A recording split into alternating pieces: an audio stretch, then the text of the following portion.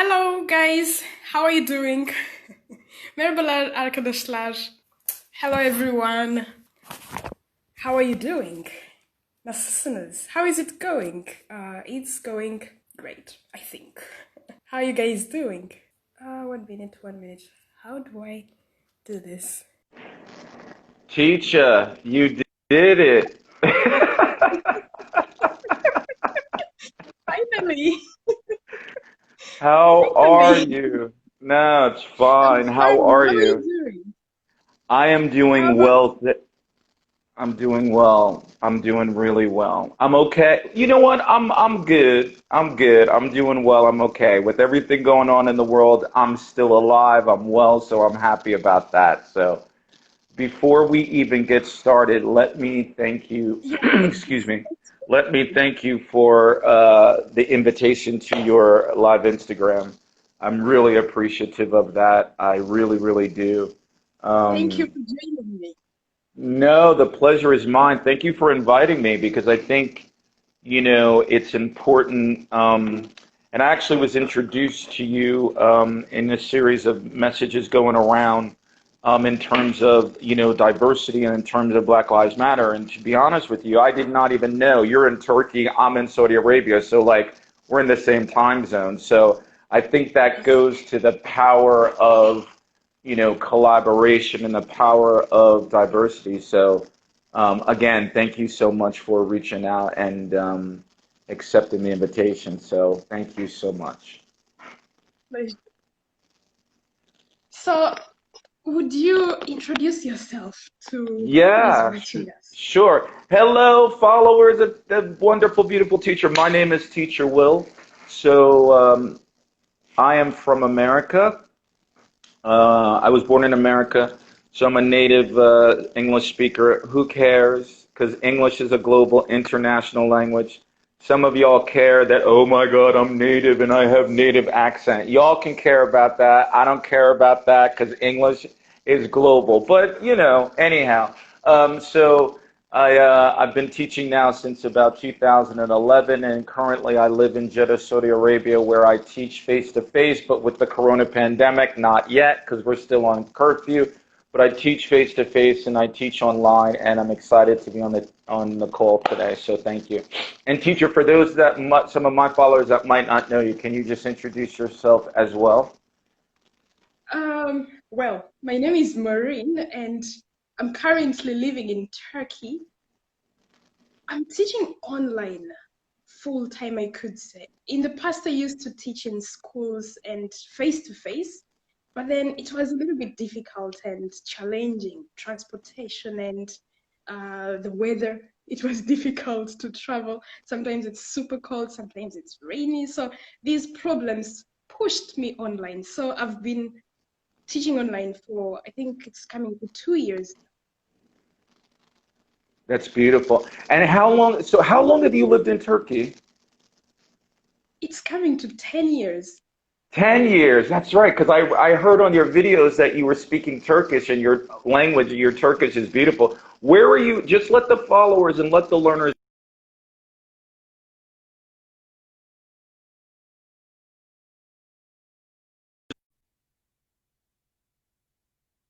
I was just saying that, Understand what you said. The line was kind of breaking up. What did you no say? problem. I was saying, so you've been in Turkey now for 10 years, and I'm saying for those learners that don't know where you're originally from, let them know where you're from. Oh, I'm originally from Uganda. It's in East Africa. Yes, yes, yes. I know. Okay, beautiful. So, what made you? It's interesting. Like, I moved from America to Saudi back in 2011 because at the time in America, the economy was crazy, right? So, I said, okay, I needed a job to take care of myself and take care of family. So, I was looking at China, South Korea, and Saudi. And at the time, China was so far away. I couldn't even imagine living in China. It just seemed so far. And then South Korea, I was like, in America, I knew a lot of South Koreans. So for me, I chose Saudi kind of for like a lot of reasons. But to be honest with you, for two primary reasons. One was is I wanted to experience a culture completely different from America. And at the time, because I needed money, it was the best job offer that I had at money at the time. So my question to you is, how did you go from Uganda to Turkey? Like why, like was that all a place that you always wanted to go? Or did you have like other countries, like your journey from Uganda to Turkey, like how did that happen? Yeah, to be honest, we had studied about Turkey, but it was in terms of the Ottoman Empire in our Hmm. history classes, I think, when we were studying about the World War and everything. I didn't have knowledge about the country. Actually, before I moved, when my dad told me I'm sending you abroad for university, and I was excited. And then he said, I'm sending you to Turkey. Okay. Oh, great, great. I'm going abroad. I was excited. And after some time, I started to research about this place. Who is Turkey? I researched about it, and when I got to Google, I realized they spoke a different language. They didn't speak English. And originally, I wanted to study law, and then I thought, I don't think I'm going to be able to study law in Turkish. I had to change course, and I decided to study computer engineering. And I got here, it was challenging learning the language and everything.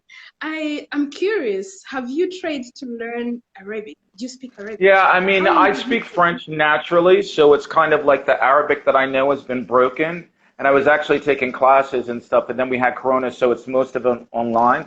Most of the Arabic that I know, it relates to like stuff I picked up at the gym or just by friends. It's interesting here because at least like when people found out I was an English teacher, they were like, "No, mafia arabia, kalama inglesi, only speak English with me." So that is one of the things that's on my go list. So, for you, when before you came, did you just learn Turkish when did you learn it in Uganda or did you learn it while there?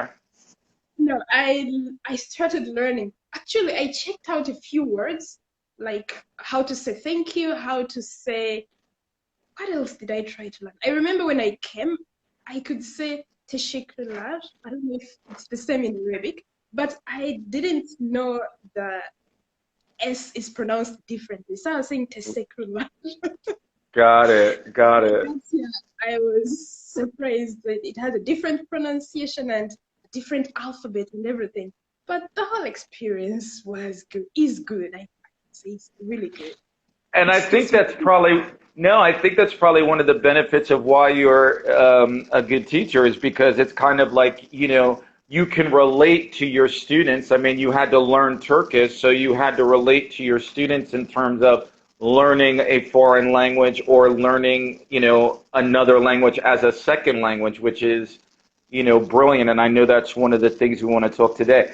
Teacher, I got to ask you this because I've been to Istanbul, but it was really for like to be honest with you, no, I was there 3 hours. I was waiting on a layover, so I was in the airport and I just walked around briefly. And I know a lot of Turkish people back home and then some people as learners.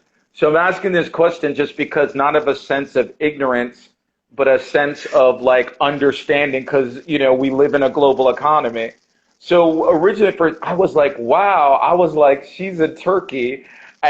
So I'm not being arrogant, but I had to ask this. Are a lot of people that are black or in African descent in Turkey? Because I would not consider, like, from my own experience, I'm not saying that there are not people of African descent there, but it's not like I think like Turkey there is. So, like, is there? I mean, I think we're everywhere, but I don't know because I haven't been formally. So, There are lots of people. Actually, right now, many people have moved back to their countries. For example, when I was going to university, we had lots of, I think, something like 20% of the students in my university were from Africa. All were foreigners from other countries, Europe too right, included. Um, there was a coup, something like 3, 4 years ago, and many foreigners were right. forced back to their countries, and many private universities were closed. So most of the people have moved back. in the past, there were lots of Africans, I could say. So there were, before the coup, there was an African presence or those in the diaspora in the presence. See, I Yes. love that because we learned together. I mean, again, I think, for me, it was kind of like, okay, I know there are people of African descent everywhere, but I just wouldn't think, I was like, okay, well, what's the percentage of like, say, Africans or black women being like in Turkey? What was that experience and stuff of that nature? Because I would think the United States, I'm not being American biased, but I was like, oh yeah, we got we got blacks, we got Africans, whatever that. So that's a unique thing. So in your teaching experience, because I know we want to talk about the topic, it's kind of like, what have you noticed, regardless of your students that you're teaching online? Now, are they mainly from Turkey, or do you like have people from all over the world?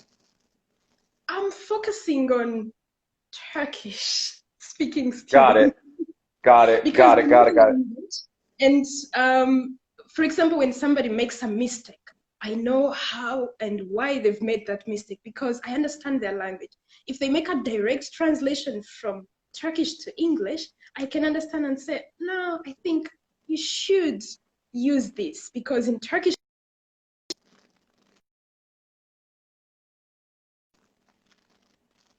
Okay, you're back. You're Yeah, back. so Yeah, because you were saying in Turkish. yeah, in if a student makes a mistake, I understand why they made that exact mistake because I know the language, I know the Turkish language, so it helps me help the student a lot better. My dad actually thinks I should maybe do it globally, teach people from other countries, but I think there is a reason as to why I learned Turkish, and I think I should focus on helping the Right. Turkish. No, and I think that's brilliant because you have the way, I mean, it's your content and your page, and you have the right and ability to focus on where you want to focus and what you think your niche is. And I think, that's beautiful. If you want to do people around the world, you can, but your focus is your focus. That's fine. In your opinion and your experience, what problems do you think your students face that are Turkish, and maybe it could be applicable to others? So what particular problems do your students face in terms of learning English? I think the biggest problem that all students, I'm sure, have, or all human beings, is we quickly need to see results. We quickly need to see results. Lack of patience. Lack of patience. This is the biggest problem. It has nothing to do actually with just language or only Turkish people. This is general. All people in the world. Me too. When I do something, I quickly want to see results. Or if I don't quickly see results, I at least want to know, when am I going to see these results? Are you telling me it's in Mm. 1 month?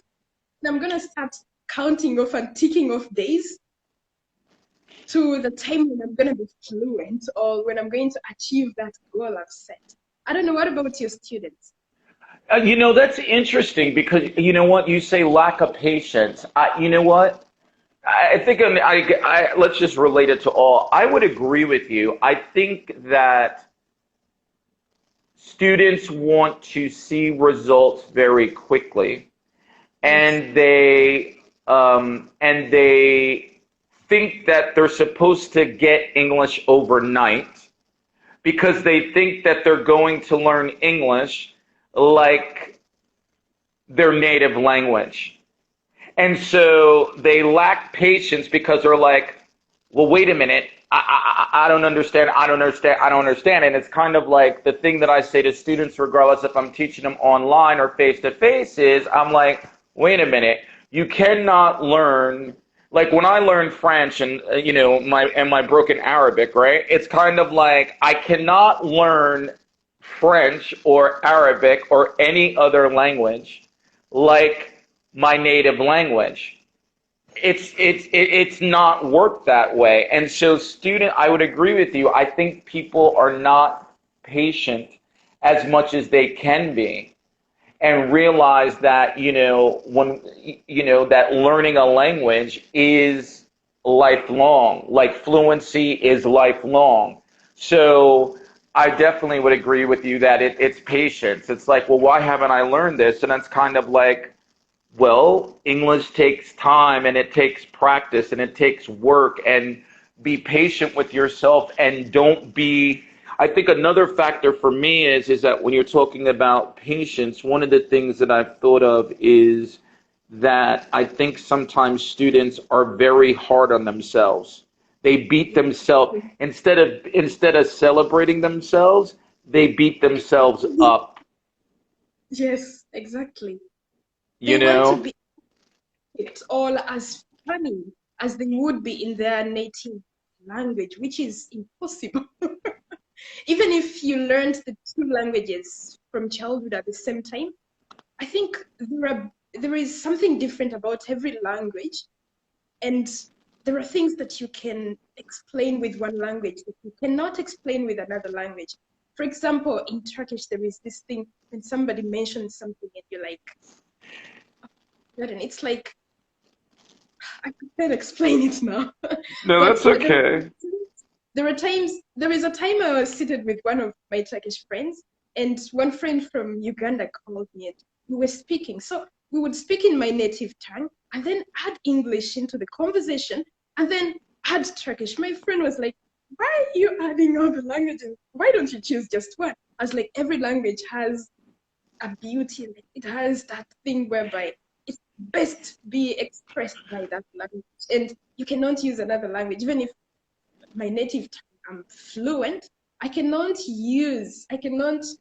tell that exact thing in my native tongue or English, and the best language there to use is Turkish.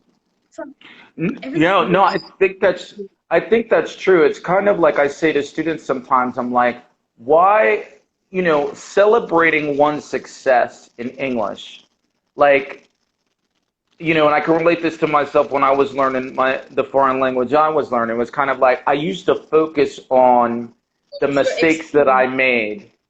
I used to Tell focus on the me about mistakes that I made Arabic and instead of French. being like, oh, like, oh, I did this right. And so I think that learners sometimes are more concerned about, they don't celebrate their success. They don't celebrate the fact that, hey, you know what? They had a good lesson online, or they learned an idiomatic expression, or they learned, like, oh, they were able to say their name or go to a restaurant and order a meal. They don't celebrate their success. And instead, a lot of students out there, they're like, oh, I have a break. I couldn't, right? And it's kind of like, patience, which I agree. And it's kind of like, stop beating yourself up, learners, because learning a language, anything in life is difficult, I think, but particularly learning a language, learning English is hard. So it's kind of like, the last word I would say is, I think another problem is that it's mindset. Like, it's mindset and how and what people think. I mean, I say a lot to the ATW family, and try to put it on, like, whether I do a live Instagram or if I do a YouTube channel on YouTube, saying, like, mindset. I did a video a long time ago, you are what you think. And I think for a lot of learners, they go into the mindset thinking that they can't learn the language. And then they show that, and they manifest it by saying, I'm dumb, I'm stupid, I can't, um, I don't know how. And I'm like, hold on a minute. I think the biggest impediment, for me at least, as a teacher and then somebody who also has learned a language, mindset is everything for me. It's mindset. It doesn't mean that vocabulary, grammar, idiomatic expressions, all of that is important. But if I don't have the right mindset, if I don't have the right belief in myself, I don't believe, for me at least, I will ever learn the language, because I don't believe in myself. I totally agree with you. Could you tell us about your experience learning Arabic and French? So for me, Because it was like French I learned when yeah, for me, I think learning, okay, so this is going way back. So again, for me, and this is just my experience, I'll talk about French because my proficiency level is better than that in Arabic, right? But the process stays the same. So when I was learning a language, it was kind of this was like when I learned it was years ago, right? So I didn't grow up with when I was learning French, there was no social media, there was no Instagram, YouTube, TikTok, none of that stuff, none of that, right? It was like face to face with a teacher on a cassette, sometimes face to face. So I'm telling my age, right? And that's fine because I'm grateful to be alive. But what's interesting for me is, in terms of my experience, is that my teacher, Mrs. Cohen, I will never forget that. But in class, we were not allowed to, like when we walked in class, there was no English. We were 100% immersed in French. Like if we said something in English, we would get points taken off. Because for me, she said, well, not just to me, but the other students, she was like, when you're in class, I want you to think only in French. And I don't want you to, we couldn't translate in class. Like we could translate out of class, but in class it was 100%. And so it's interesting. And then the Arabic that I know, it's been picked up on the streets or watching television or things of that nature. And I have to get back into taking a formal class with that. But in terms of learning the second, so that's one thing. So for me, it's very interesting because when a lot of times people think that, okay, William, you're American and you don't know how to speak you don't know English is your native language. You don't know how to speak another language. And I'm like, no, that's not true. I just don't, on a live Instagrams or whatever, I don't really do it, right? But what's interesting is that for me and I know this is a controversy, so because the ATW family says this, for me, like when I'm in class, whether it's when I was home in America or here, for me, and this is just me, because I know what I'm about to say is a controversy with students and learners and all that other stuff. For me, in class, when I'm teaching something, I'm only use English. Now, there are words that I know, and I'm able to communicate my thought and idea in Arabic, or I'm able to communicate my thought and idea in French. But for me in class, I only use English. That's not right. That's not wrong. That's my decision. Why? Because for me, I was a student and I related back to the fact that I was like, you know what, that was my experience, right? Like, okay. Because a lot of times there are people say to me, it's like, okay, well, another experience. So for me, I only use English. And I don't think personally that, like somebody said to me when I was teaching my Chinese students online, they're like, you don't know Chinese. How are you teaching that person English? And I'm like, I don't need to know Chinese. I don't need to know the native language of whomever my students are. It's of value to know the language, but I don't need. So when I was teaching my Chinese students, they were like, oh my God. And literally this woman was in Chicago. That's where I live in America. She was in Chicago for 3 days. She came to the language school that I was at, and she came with a computer. No, not a computer, I'm sorry. She came with a translator, a pen, and pencil. She knew how to say hello, my name, and she's from China. That was it. So she was a true beginner, right? So I didn't know any Chinese. So, my approach has always been, and then I went back and I got my TESOL certification or whatever like that. And so my approach has always been, I'm like, listen, I don't need to know. I respect my students' native language, but they're not paying me for that. They're paying me to teach them English, so I only use English. One of my students and a couple of ATW family members left me a message and like, hey teacher, when you do your videos on YouTube, why don't you do like French subtitles or Arabic subtitles? And I'm like, that's a great idea.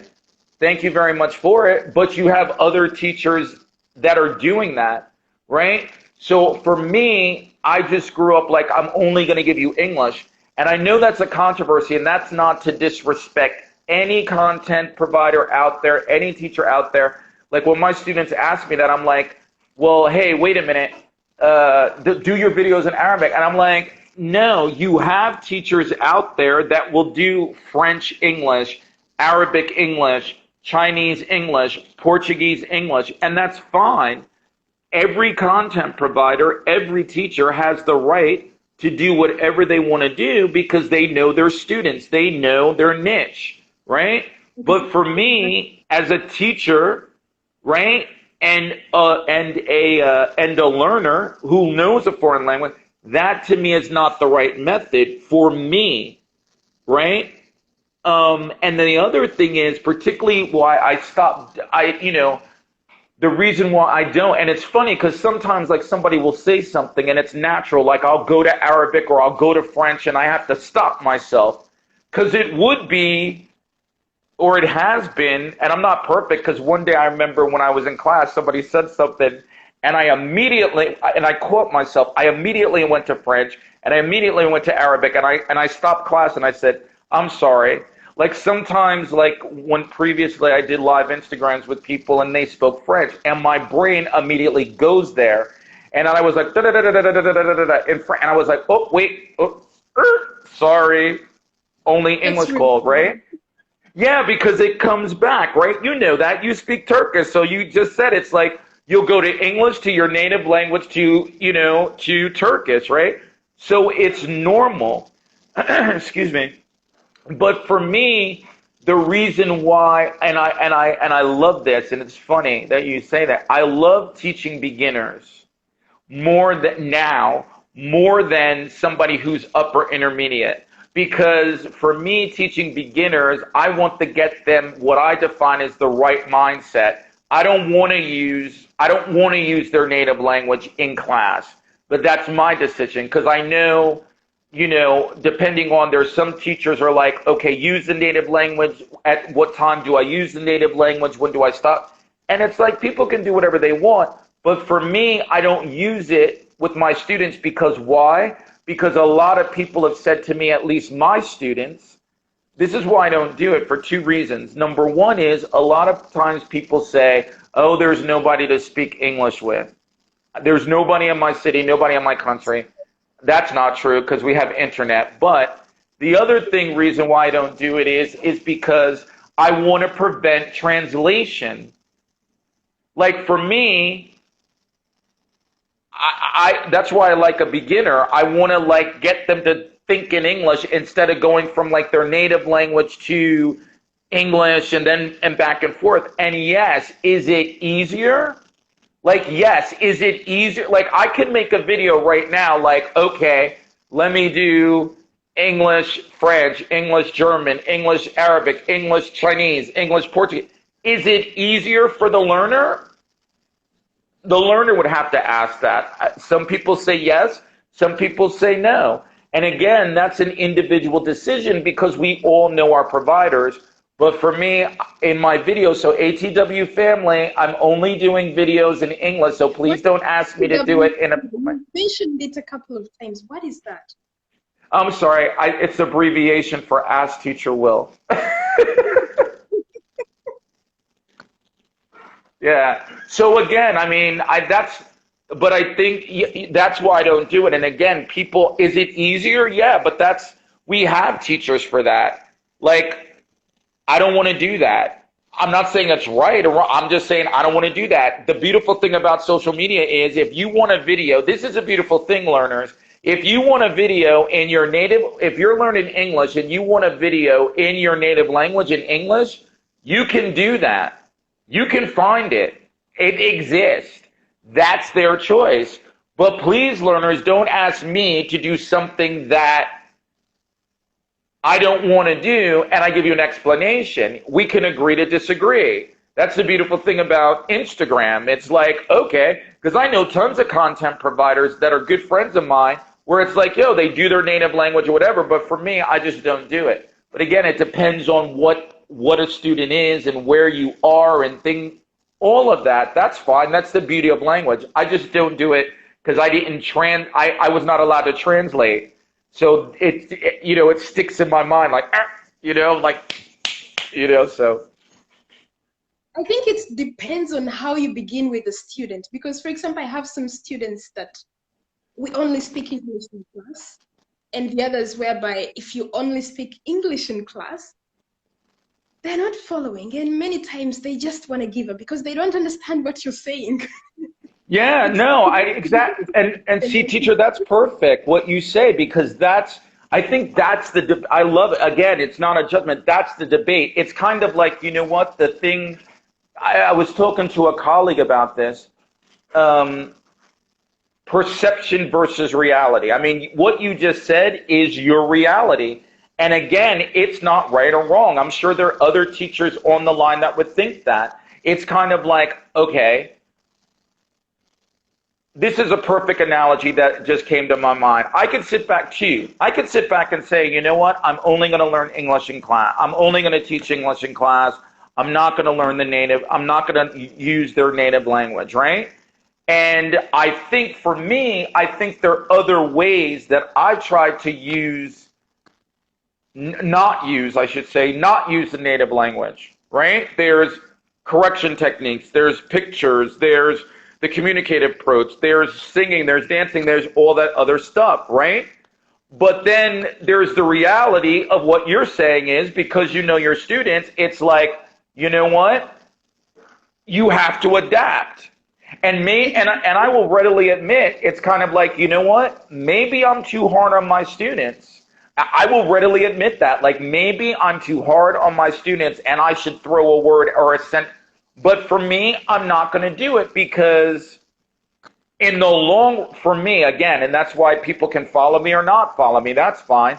But for me, in the long run, it's kind of like, if I keep like speaking the native language, it's trying to get the learners to think like, okay, yes, particularly if they're a beginner, they might not understand it. But if I speak slow, or if I use pictures, or if I use diagrams, in the long run, I think it trains their brain not to do translation. But again, what you say is true, because you have a lot of students in there, whether it's online, whether it's face to face, whether it's in class, they expect you to speak their native language in class.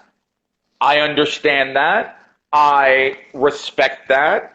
I agree with them because they're a human being, so I have to respect their humanity. But respectfully, we can agree to disagree. Like, my thing is, if I'm in an English class and somebody's paying me money online, face to face, maybe I adapt, like, I don't know, I'll call it William Land. Maybe I adapt like 80% English, 20% William Land, whatever that William Land language is, right? But for me, and I don't have to understand it, right? But I have seen an English class, okay? I have seen in an English class in William Land country, I'll say it like this. I've seen in a class in William Land country, from beginner all the way up to near native in an English class, and they're speaking 80% their native language and then 20% English. And I'm like, they can do that, but I'm like, but you're in an English class. And then when you get out and you have to go for a job, or you have to be able to communicate yourself, what are you thinking in? Are you thinking in English, or are you thinking in your native language? Exactly. But again, people can do what they want to do, and I'm not. But it's an interesting conversation. It's a reality, and maybe it comes down to my last point is the following. Maybe it comes down to the students themselves. Maybe it comes down to the students themselves to ask them the question, what do they want? If they want to be... to make the decision according to the student. You can... Exactly. I don't have this one rule or this one system that I follow and say, no, I do this and I don't do the other. It depends on the student. It depends on the time. It depends on so many things. I definitely agree. I think it depends on the student, number one. First and foremost, I think it depends on the student. And then number two, I think it depends on the teacher, because when we teach, Teacher Moureen, we're not exclusive from each other. Like, but I think it depends on the student, and I think it depends on the teacher. It's kind of like, I remember one time I was in class and I went right in a language. I literally, and it was so instantaneous. I went right in the language for like a minute, and I was like, okay, what happened, right? So I think it also depends on the teacher. Is it easier? Is it easier for me to use, and again, is it easier for me to use the native language of my students if I know it? Most definitely it is. It's easier. Is that right? Is that an individual decision? So I have no comment on that. I mean, I can only say what works for me. But I do think that learners have an opportunity to ask themselves, what do they want from a teacher? I think it's a bigger question in terms of like, what do they want from their teachers? And they need to be able to communicate that. Do they want somebody that's, bilingual? Do they want somebody that's only English? Do they want somebody that's going to challenge them? Like, what do they want? And I think a lot of times learners, a problem, and I think that's a problem, they don't communicate what they specifically want. I And think so it's more that's, they're afraid or they don't know what they exactly want. Because, for example, like we said before, they want to achieve a goal. For example, many times you ask a student, why are you trying to learn English? They have no set goal. So if they don't have a goal, they don't know what they want. And maybe they don't know how they can achieve something. It becomes a little bit, and if they cannot communicate, because for example, I've had students who said, I don't like this material, let's change it. So in most cases, I tell my students, if you don't like a material, just let me know, because me too, when I'm learning Turkish, there are times when I get to a certain kind of material and I'm bored. I change it. So I tell them right away, if you don't want a certain kind of material, communicate. If you don't want a certain activity, communicate.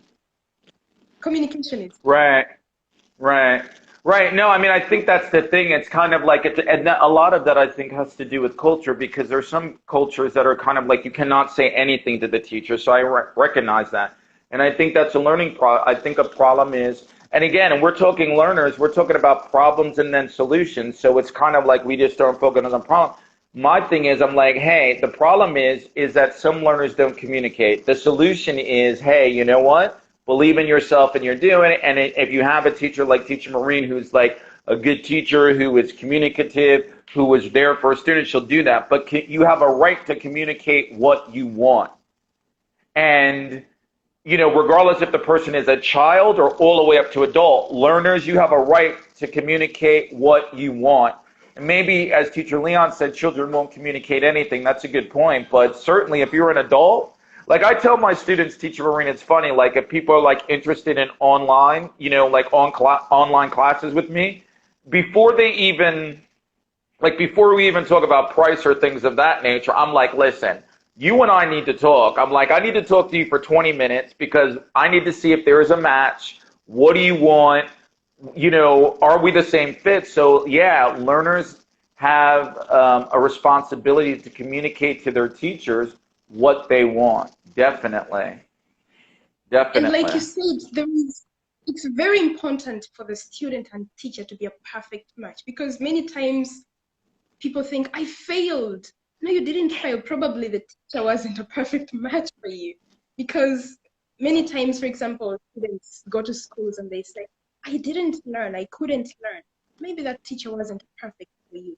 Or, for example, there are times when I feel, I don't think this student is perfect for me. Because, for example, I prefer somebody that is hardworking.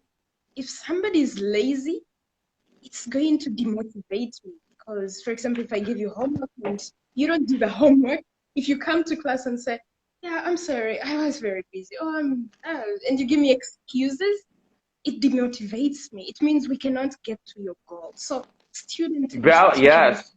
Yes. for the student to achieve the results. Yeah, definitely. And you know what? I'm gonna be honest and say it like this. I don't think that students are proactive as they could be. And I'm gonna make an I statement. And I think if I look at myself, sometimes I have been lazy as a teacher.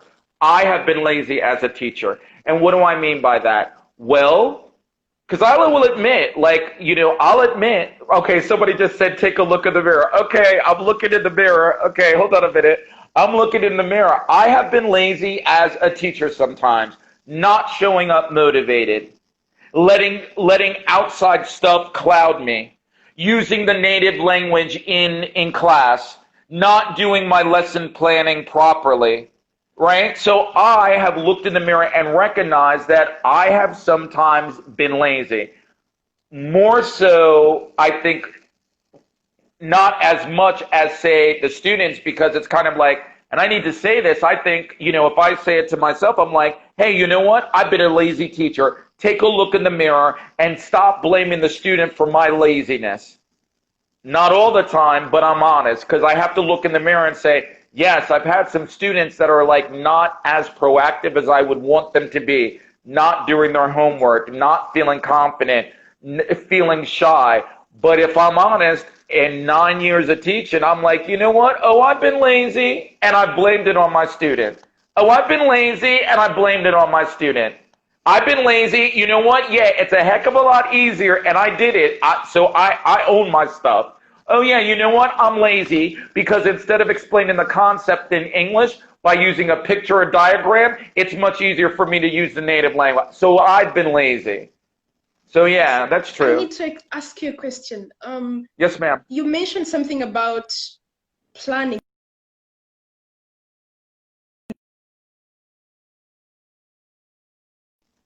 Yeah, I was asking, teacher, you broke up. I'm sorry. Do you make a class plan before you get to every class? Because there are times when I believe following a plan is not a very good thing in class. That's a really good question. So I'll answer your question this way. We're going to do fact versus reality. Okay, reality versus, the myth versus the reality. So this is my opinion. So when I went back to school or whatever of that nature, and I got my TESOL certification, right? I was taught like, okay, for every class, make a lesson plan, write it down, things of that nature. I was taught that. I'm going to be honest and take a look at the mirror. Not every class have I literally written down a lesson plan, but in my mind, I have an outline. But that's the type of person I am. Because I totally agree with this. Because if you make a class plan for everything, then you're simply following the plan. What's the next thing? What's the next thing? Time is running. Have we finished the whole lesson plan? Oh, I think it was unsuccessful because we couldn't go through the whole lesson plan like I had planned. So I don't believe in plan. I do, I think,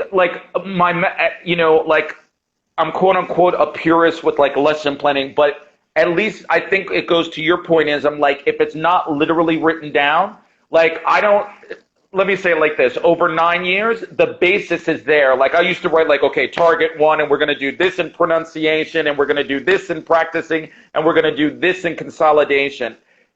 When I need to detail it out, depending on the learner, yes, but it is if it's not written out, it's in my mind.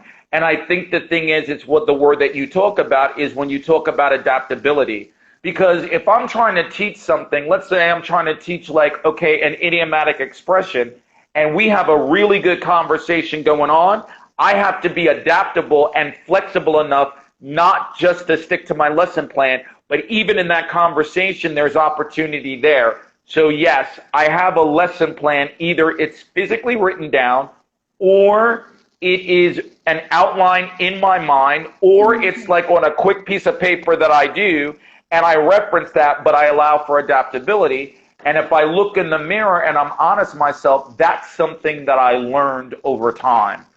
Because when I first started, if I'm honest, it was like, okay, I got to do this, this, this, this, and this. And I didn't make the class as dynamic or as proactive that it could be. That's why, that's a perfect example. You know what? I was lazy. I wasn't adaptable. Between the teacher and student, if you follow a lesson. Yes. So yeah, I mean, I will do it, but it's kind of like, I do believe, for me, I do believe in okay, I have to know where I'm beginning and have to know where I'm ending. I have to know what the target language is. And then as a teacher, I have to be open and figure out how I'm going to get there. I think like Juan and I think Juan was saying on the call, it was like we're like sculptors. Yes. Well, if I want to do artwork, okay, like this is a thing. If I want to do a picture, let's say I want to paint a picture of Teacher Moureen, I have to know. I basically have to have the plan, right? And then if we're doing like I'm painting her right now, maybe I have that plan, but I'm flexible because I noticed that, oh, wait a minute, her smile was bigger than I thought it was, or her eyes are more beautiful than that, or her express. So, but I still need a plan. So teaching is like, I like that analogy, Juan. It's like the sculptor, but even if I'm painting something, I have to have the basics. So the basics for me is like the lesson plan or like bodybuilding. Yes, Juan. Yes, I totally agree with you on that. What other problems do you we have about 10 minutes left, or how long do we have left? About 10 minutes, or how long we have left? It isn't warning, so I think we still have a few minutes because Okay, generally let's do like 5 minutes. Okay, yeah. So like, what's another problem that your students face? We'll take like 5 minutes because I think we got like 10 minutes left. What's another problem your students face? I would say accent. They are very focused on accent. Could you say something about this? Because many students fancy the American accent. Say something about The it. only thing I saw your video that you did with Teacher Masam. This is the only other thing I'm gonna say about this. The ATW family knows this. So very quickly, talk to the hand. That's an idiomatic expression. Listen, for more information about that, I did a video on fluency versus accent. What I think is more important, you can go for additional details on there. I will say this very quickly. Number one, if English is a global international language, why do people always think that they need to sound like an American or a Brit? I'm done. I think that learners have an opportunity. That was I very think good. I think learners have this is the only thing y'all want additional information, go to my YouTube channel, ask_teacher Will. Okay? Look at a video. I am challenging the learners. And this is not to negate reality, because we're going to talk about myth and versus reality very quickly. My reality is I'm like, you know what? English is a global international language. Sound yourself, be proud of who you are, and focus on your pronunciation and intonation. That is what I believe, regardless if I'm a native speaker. But then, if I'm objective, I need to sit back and present the other side. Here's the other side. That's great, Teacher Will. You tell me to focus on fluency and pronunciation, but here's my reality. If I come from William Land and I speak English in my native tongue or my native accent or with my native pronunciation, and I'm not speaking like an American or I'm not like speaking like a Brit, I will not find a job because they expect me to speak like a native. Or my own community, my own people, my own country, when I'm speaking, they expect for me to speak like that. They will not even support me. That's reality. And so the only thing, teacher. In most cases, the natives, for example, in my country, people make fun of other people when they speak English. It's the same thing that happens in Turkey. Turks make fun of fellow Turks when they speak English. And I think we as humans need to exactly right there, teacher. Right there, Teacher Moureen. And so I'm challenging the learners, right? So we have my reality, we have the reality of somebody else. My thing is, I'm on the side of fluency, I'm on the side of pronunciation. But I think that learners, I say that all to say is this: learners, wake up. Learners, you have an opportunity to wake up. You will demand that change. When you were in, listen to what Teacher Moureen said, oh my God, people speaking English in Turkey, and that's not to discredit our Turkish brothers and sisters, because it happens in Turkey and it happens in other countries. Facts are facts, right? So it's not just, oh, the Turks do it. 1 minute. Could you tell us some of the problems that your students face? Because, for example, when students are learning, they tend to think, I'm the only one facing this problem. I'm the only one who isn't learning vocabulary very fast. I'm the only one who isn't fluent. I'm the only one who has this accent problem. Could you tell us some of the problems that I think the students? problem is, yes, I think here, if I summed it up in three, I would say this. One is mindset. Two is the issue of accent, and three is setting a plan. Mindset we discussed. Setting a plan is right, and then the accent, because it's kind of like that's all a lot of times the ESL industry feeds in. I need to sound like somebody I'm not. I'm like, no. The learners have an opportunity to sit back and say, again, if English is a global international language, must it only be spoken by people that sound like me? When I hear learners say that I only want to speak to a native, I sit back and I say, then why am I speaking to you?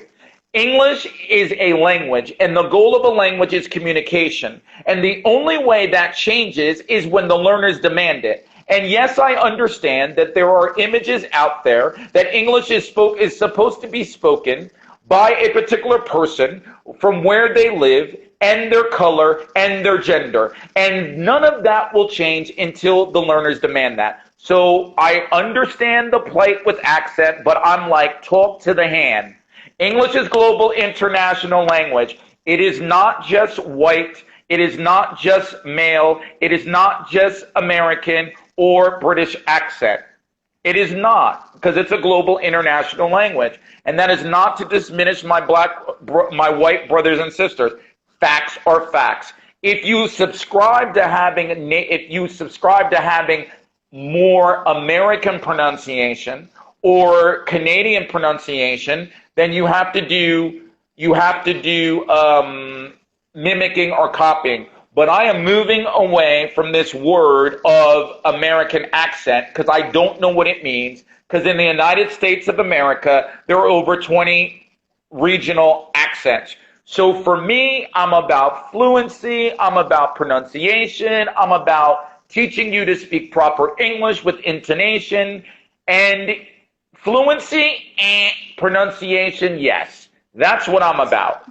But learners need to wake up and ask themselves, why must you sound like someone you aren't? Facts are facts, not facts are facts. I said facts are facts. That's my take on that. Thank you The so learners much. must change that. Yes, the learners have the power to change this, to make it suitable, because like you said, you cannot sound like somebody you're not. You just can't.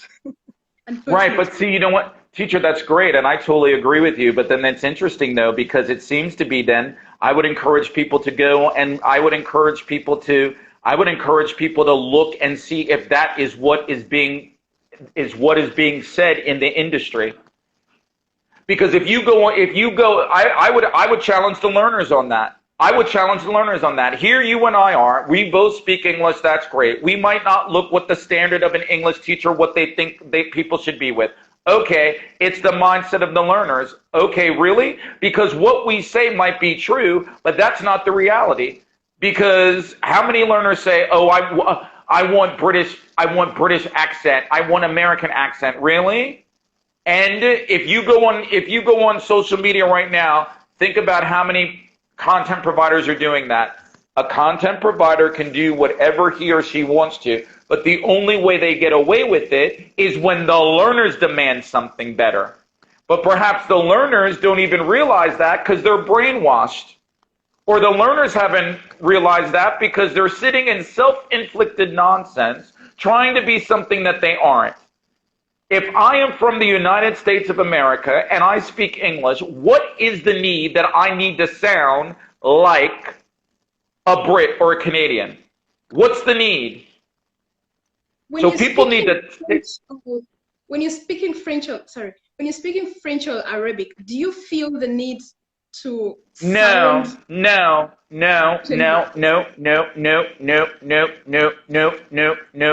I used to back in the day. I used to. But now, no, because I freed my mind. I recognize that if I'm speaking French, I will never have a 100% French accent. I don't need to. What I need to do is communicate the language in a way that is understood. But I used to, but what did I do? I took a look in the mirror. Learners have an opportunity to take a look in the mirror and ask themselves the hard questions. If they say they love who they are, this is the last thing I'm going to say because I think we got like 5 minutes left. If learners say they love who they are, I love myself, I love myself, I love my country, I love my identity, and yet they're sounding like something they aren't. Wow. Take a look in the mirror. And to the learner that just said fake accents are bad, I didn't say that. What I'm saying for you is to take a look in the mirror and ask yourself the question, is it pronunciation? Is it to be understood? So I don't know if fake accents are bad. That's for you to say. But what I'm saying is that I'm going to change my reality. I'm going to change the reality of what's going on. It's kind of like saying, oh, you know what? I was raised, oh my God. It's like, you know what? I was raised to hate this. Well, you know what? You were raised, I was raised to hate this. I was raised, perfect example. I was raised to have American accent. Well, you know what? You were raised, now you're grown, now you can make a decision to change it. And you can change your mind. You don't have to follow what you were raised to believe in. That's true. Yeah, so I was raised in school to have like American accent. Well, you know what? You were raised. Now you're raised, you have a decision. The only way the industry changes that is when you question those people that do it and have the courage, conviction, and belief in yourself to sit back and demand it. But none of that will change unless you learners do that. That's true. None of that will change until you learners demand that and support individuals that are like, yo. And last point, I'm not judging anybody. So when people says I'm judging it, no, I'm not. Be very clear. I'm not judging what anyone else does, and I'm not judging anything. I'm sharing my experience. And that's the beauty of social media. You can agree or you can disagree. Because as I said on my Instagram story, and then I'm done, I am not judging anybody, but I leave you with this quote. If you don't know what I mean, go to my social media. Sometimes you have to forego doing what's popular in order to do what's right. Sometimes you have to go against the grain or do what the majority of people are telling you to do. It might be popular, but it's not right, whatever right means. So I'm not right. So I'm not judging anybody. I'm just sharing my opinion. I'm just using what I think. Sometimes in life, when you see hurt or you see pain or you see people being impacted by the fact that, oh my God, they're trying to sound and have a native accent, sometimes you have to forego. Forego means not do something. Sometimes you have to forego doing what's popular and feel and believe and to do something that's right. So I'm not judging anybody if they want to go and do whatever they want. But I forgo that because that is popular and I don't think it's right as it relates to accent.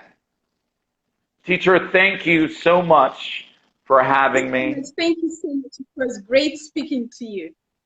Let's do this again. If you ever want to have me back on your page, let me know. The pleasure would be mine. And I want to thank everybody for joining. We handled most of the problems, or like you say, the mindset that holds many students back. So it was really, it's 1:27. Okay. Okay. Thank you. Bye. It was great speaking to you. Bye. Bye. Thank you for joining us. See you next time. Thank you. Bye.